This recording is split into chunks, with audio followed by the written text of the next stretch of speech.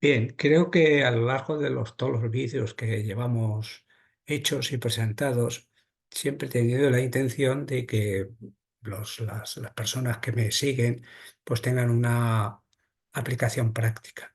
Es cierto que, como siempre, o como yo lo entiendo, la fisiología, pues la importancia o la aplicación práctica nace del conocimiento, no al revés. Para que normalmente pues muchas personas se dedican a dar las recetitas y sin olvidándose claramente de la raíz. Pero bueno, pues aquí vamos a proceder lo mismo, ¿no? A dar, después de haber estudiado las características mecánicas del tono muscular y las características nerviosas, pues vamos a ver qué deducciones o inferencias desde el punto de vista práctico se pueden hacer. En primer lugar, pues el control de la postura, es decir, esa que pertenece a la parte de ergonomía y fisioterapia. Es fundamental el entender el tono muscular para entender cómo se controla la postura. En segundo lugar, por el entrenamiento, porque claro, el tono muscular, la base para su desarrollo es precisamente ese, el tono, ¿no? Y luego la estética, que a lo mejor a la gente pues, no le parece importante, pero que yo creo que sí lo es. La mejor apariencia, imagen corporal que cada un individuo puede tener de sí mismo, pues es importante desde el punto de vista, y uno de los factores es el tono muscular. Bien, ¿cuál es el papel fundamental del tono muscular en el control de la postura? Esquemáticamente, pues como ven ahí, tenemos los receptores principales que intervienen en que se realicen variaciones muy precisas del tono muscular. Pues que es obviamente es la visión, es el aparato vestibular que está en el oído y que controla los movimientos de la cabeza y del tronco. Luego está lo que genéricamente se llama como propriocepción, que no es otra cosa que los receptores que hemos estudiado del uso y del órgano tendineoso Golgi y los de la piel, que no hemos visto, y luego, bueno, pues los de la piel que están ahí abajo. Todo ello determina pues unas variaciones muy precisas del control del tono muscular de toda la musculatura, fundamentalmente los miembros inferiores, para que no se produzca variaciones del mismo, ¿no? En determinada situación. Como ejemplo, pues he puesto esto, que lo he puesto 40 veces en las clases, en una persona sobre una plataforma móvil, en la cual su centro de gravedad cae justamente sobre la base de sustentación y por lo tanto el sujeto está en equilibrio postural. Cuando se produce una variación en la plataforma móvil, en este caso hacia el lado izquierdo, pues entonces automáticamente el sujeto debe de controlar la musculatura del miembro donde se está desplazando la plataforma y del miembro contrario, y de los miembros superiores también, aunque menos ostensible en el caso de los seres humanos o de los animales que van postura bípeda. Bien. Pues todo eso se hace a través de los receptores vestibulares, de la retina, de la piel y musculares que controlan las motoneuronas alfa y gamma y que van a aumentar el tono muscular y la contracción de la musculatura flexora de la pierna derecha y aumentar el tono muscular de la musculatura extensora de la pierna izquierda. Para que el centro de gravedad que se había desviado hacia el lado donde se ha producido la desviación de la plataforma, pues recupere su posición. Lógicamente, si esto es muy variable, muy considerable, pues no hay esa posibilidad de variación. Por lo tanto, fíjense si es importante entender el tono muscular, puesto que estamos hablando de lo principal, que es el tono en la postura. Respecto a la generación del tono muscular durante la contracción, relajación del músculo.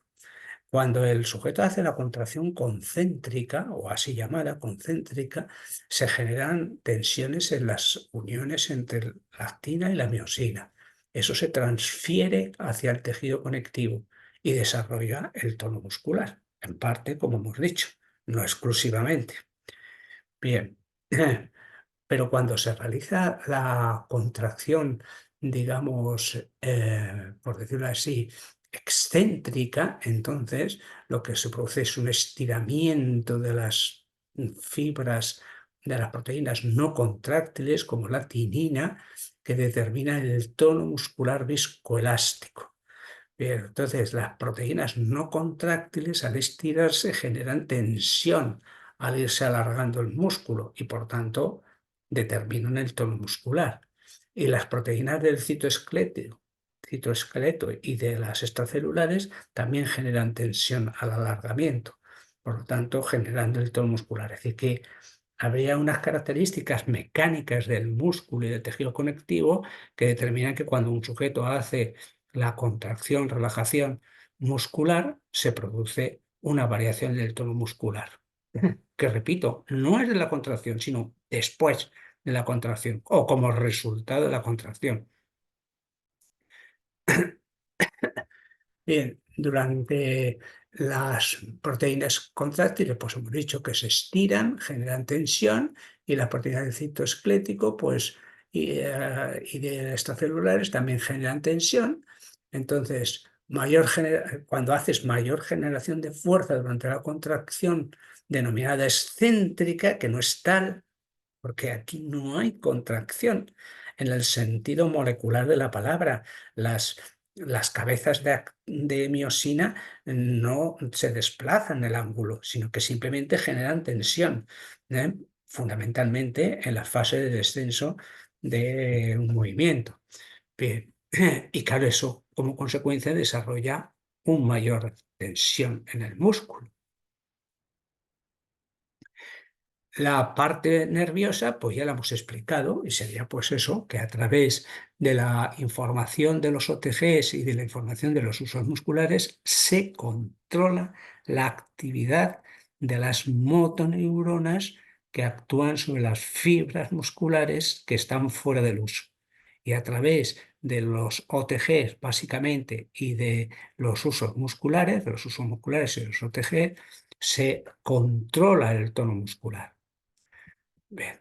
La parte, el componente, digamos, estético del tono muscular, pues obviamente, bueno, pues es menos relevante, puede ser menos relevante. Un tono muscular homogéneo y simétrico, pues determina una sensación de bienestar, que duda cabe. Que he puesto la imagen de una persona que hace musculación, en la cual obviamente en ninguna de las dos situaciones, ni cuando el sujeto está sin definir, que sería esta, a cuando el sujeto está definido, que sería esta, eso es tono muscular, porque el sujeto tanto aquí como aquí está contrayendo la musculatura, toda la musculatura. Por tanto, ahí no se puede hablar de tono muscular, porque el tono muscular, por definición, como hemos visto en el primero, es cuando el músculo está relajado, no cuando el músculo está contraído. Por tanto, en sentido literal, y de la definición del tono muscular, esto no sería el tono muscular, puesto que el sujeto voluntariamente contrae los músculos. Pero a lo que vengo a decir es que un buen tono muscular, pues significa pues digamos, una sensación de bienestar. No digo que uno se tenga que poner así, por supuesto, ni muchísimo menos, pero que mejor será esto que no tener un barrigón, digo yo. ¿Eh? Y siempre nos parecerá más estético esto que no una barriga cervecera que sale de aquí, digo yo. Que muchas veces la gente cuando pones esto, pues, que yo no quiero estar así, pero si nadie dice que quieras estar así, lo único que estoy diciendo es que estéticamente es mucho mejor y que para el sujeto la sensación de bienestar es mejor estar así, pero no tener una barrera.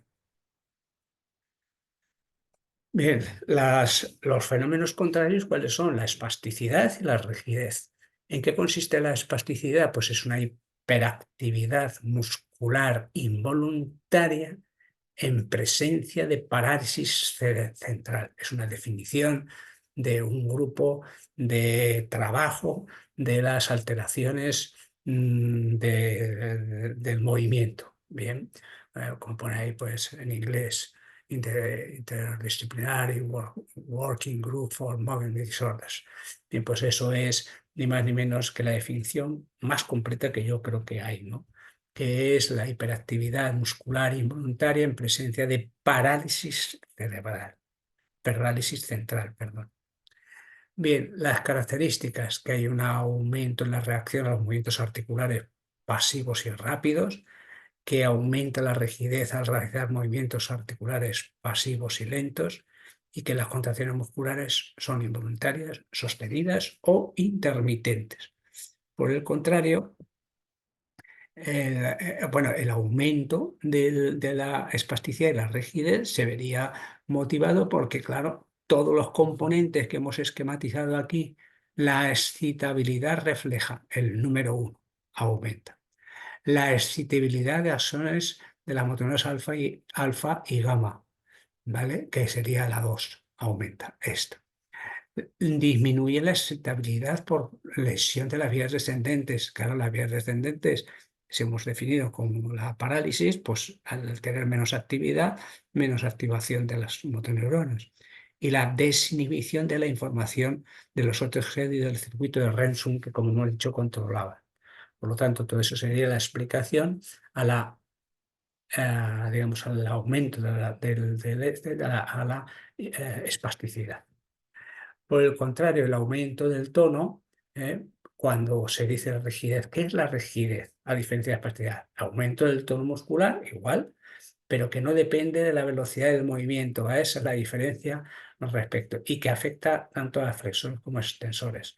La diferencia está en la velocidad del movimiento entre la rigidez y la espasticidad y da lugar a una resistencia uniforme de estiramiento pasivo en todas las direcciones.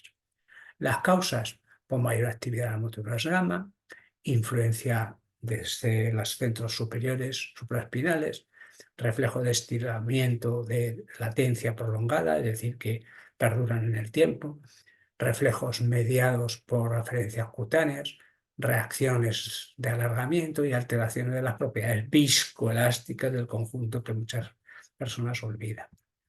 Resultado, pues la otra alteración, ¿cuál sería? Lo contrario, ¿no? La disminución, la hipotonía.